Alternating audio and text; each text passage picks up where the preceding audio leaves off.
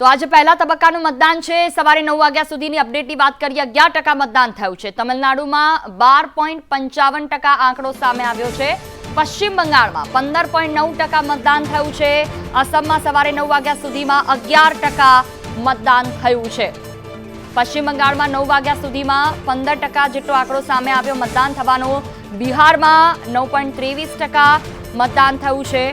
અસમમાં 11% મતદાન, ઉત્તરાખંડમાં 10.41% મતદાન. આ તરફ વાત કરીએ ઉત્તર પ્રદેશ કે જેમાં 12% આસપાસ 9 વાગ્યા સુધીમાં મતદાન થઈ ગયું.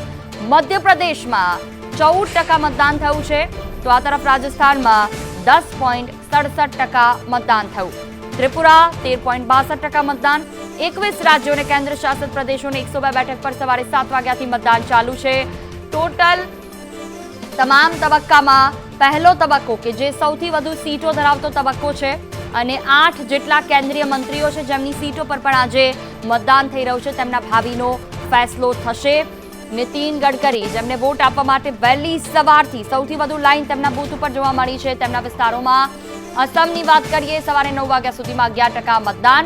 તમામ અત્યાર સુધીના જે આંકડાઓ સામે આવી રહ્યા છે ડબલ ડિજિટમાં આંકડા સામે આવ્યા. એક તરફ 2 કલાકનો સમયગાળો 7 થી 9 અને તેમાં જે ટકાવારીમાં મતદાન સામે આવ્યું છે તે ડબલ ડિજિટમાં.